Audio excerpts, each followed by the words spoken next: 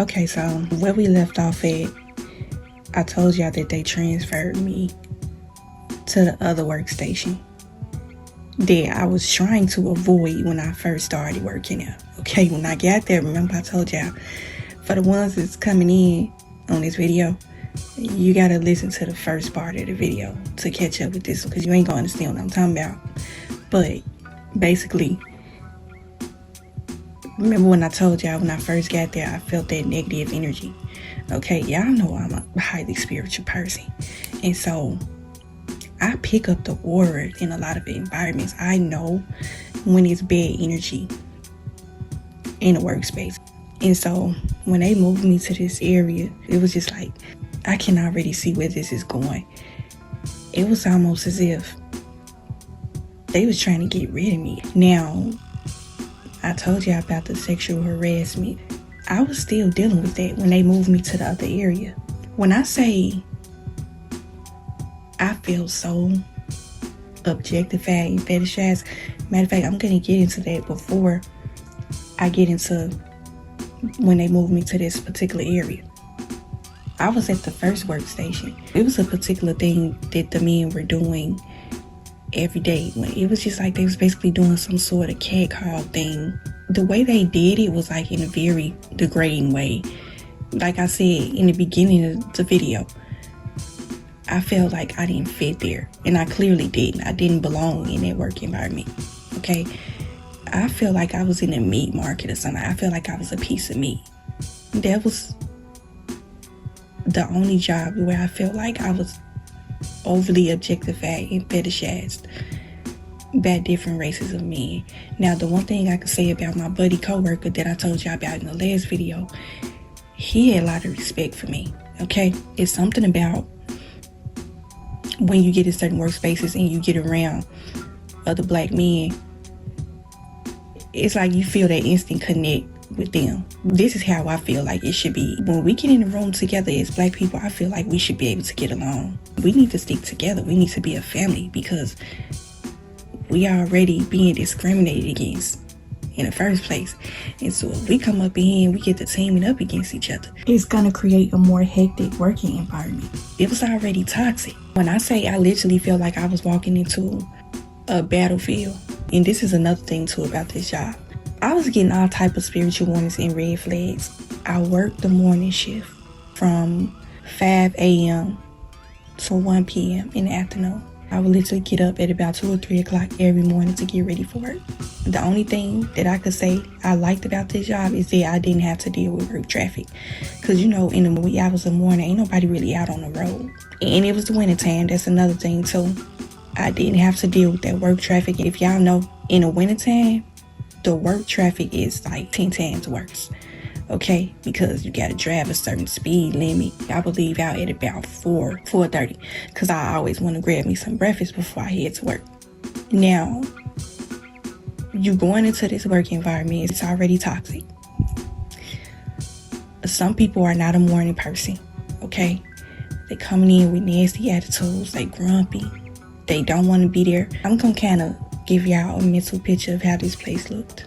Now, for my spiritual ones, y'all already know that your energy has a major effect on the ambiance of the environment. So put 2 and 2 together about this workplace. Like I said, I clearly stuck out like a sore thumb. I didn't belong there. The one thing about me is I always be feeling like the Lord put me in certain environments for a reason. The Lord be putting me in certain situations just so that I can come and make a testimony about it. When I say it's going to be a testimony after these series, these videos, because it was more things that happened at this job that I'm not going to get too deep into. I'm going to save that for the testimony. But it was a lot of witchcraft within this workplace. I'm just going to leave it there. The witchcraft that I experienced at this job, I'm going to save it for the testimony. But when I say I feel like a piece of meat, the men would do this whole things, catcalling. That was a red flag right there. And it's just so crazy, because it's just like, when you meet with the managers and the supervisors at the interview, They literally go over the whole spiel with you about the workplace policies. The main one is sexual harassment. I was being sexually harassed on a daily basis there.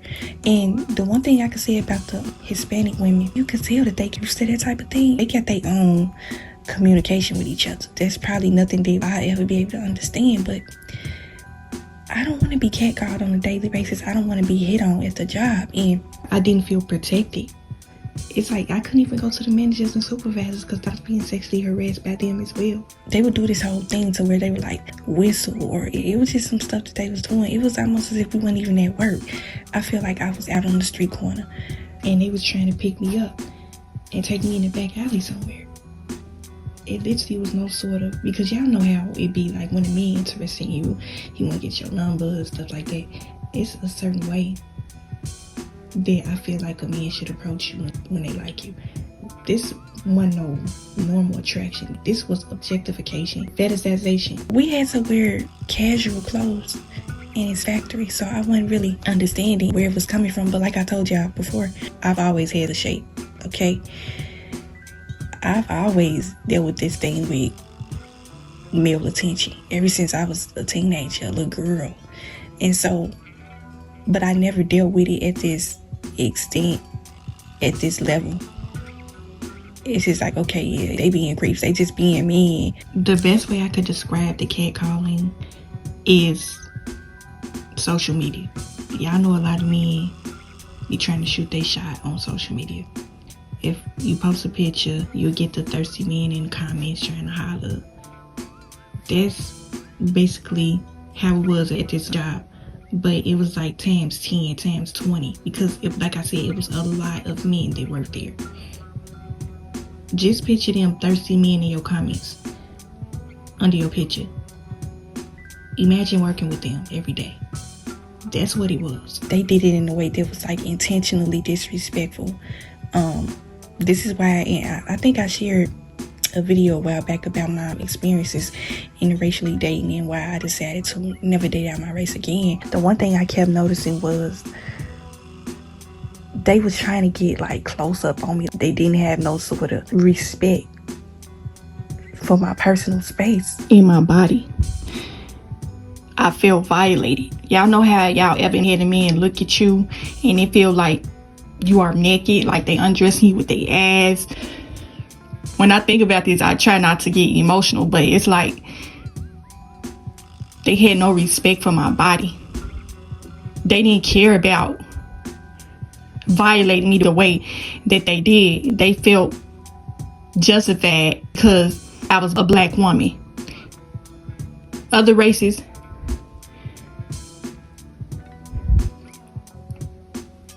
oh yeah, I'm trying not to get emotional. They treat black women like they are less than. Even when it comes to the whole objectification and fetishization. If I could think about the perfect way to describe this situation, I think about Sarah Barton. Y'all remember that story, right? I think I may insert the story in here where her body was put on display as entertainment for other races. It felt as though we was back in slavery. That's how it felt, yeah.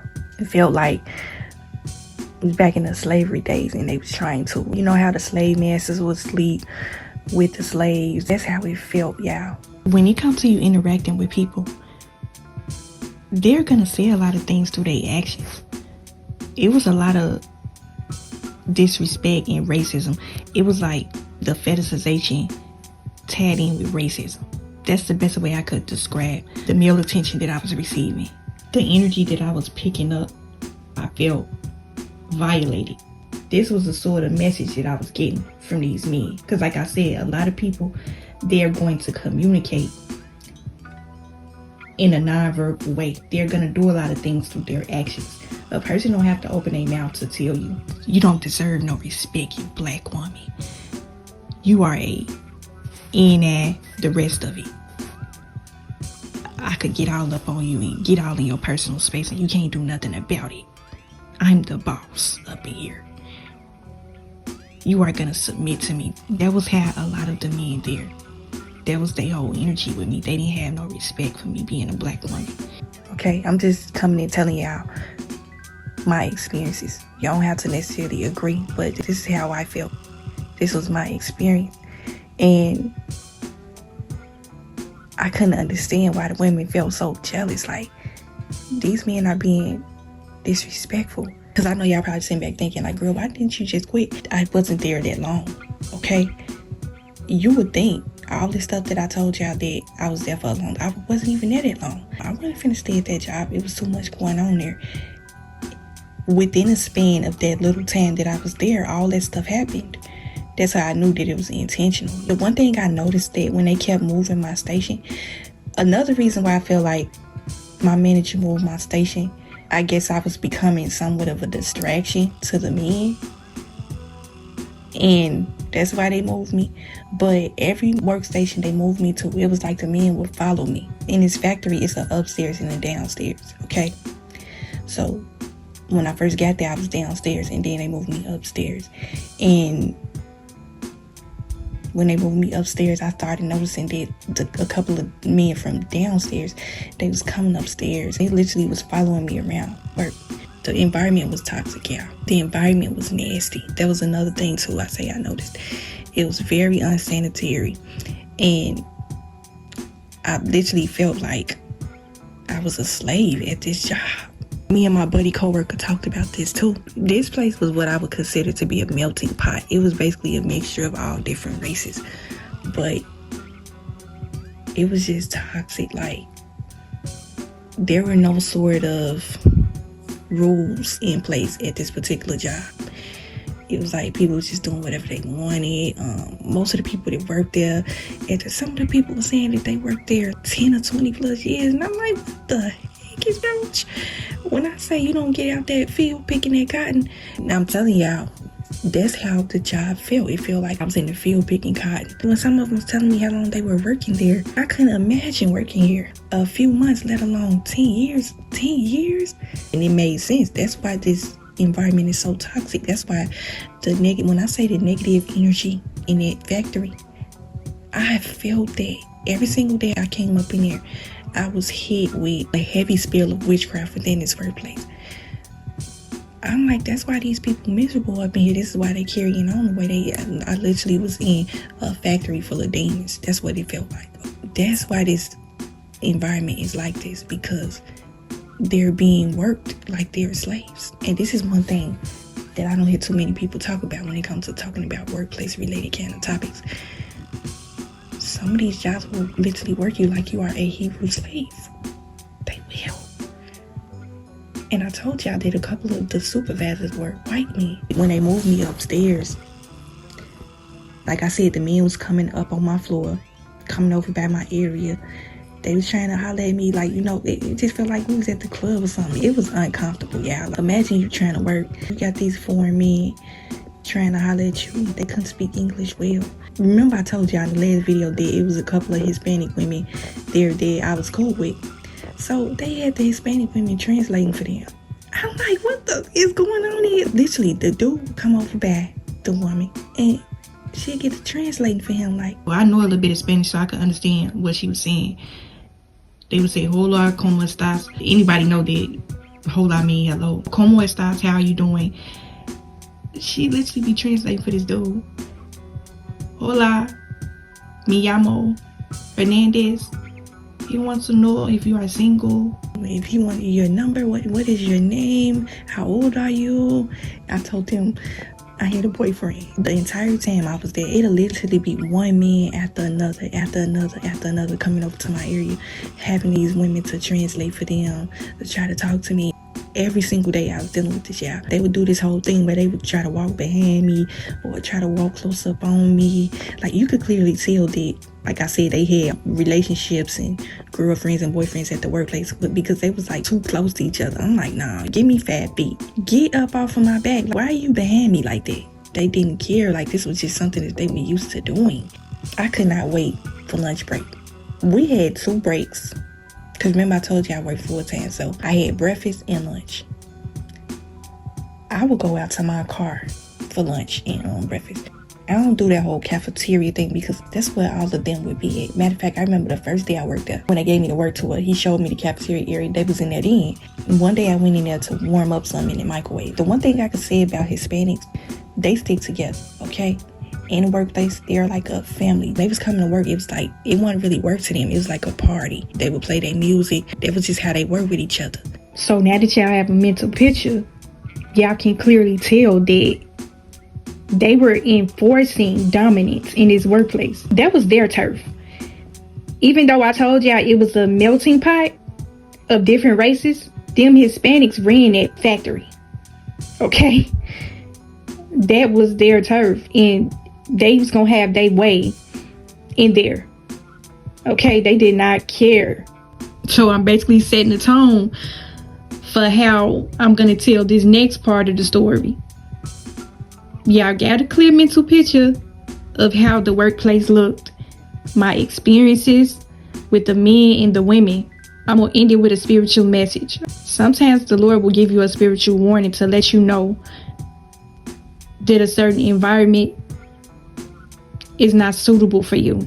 He will let you know when your spiritual well-being is at stake. I done told y'all plenty of times before that lust in the workplace, and I made a video a while back about lust at work. That's a part of spiritual warfare. Envy, jealousy, that's a part of spiritual warfare. I was in a war zone at work every day. Okay? But the main message from this that I took was that the Lord was telling me, but I sent you here because it's something that you need to do. And I'm going to let y'all kind of figure out what it was that the Lord sent me there for. Okay, I know the real spiritual ones going to know. I'm going to share it in the next video. Because like I said, this short span of time that I was at this job, I went through a lot of spiritual warfare. Okay? So hopefully I got something from this video. Hopefully it helps you in some way. And I will see y'all in the next video.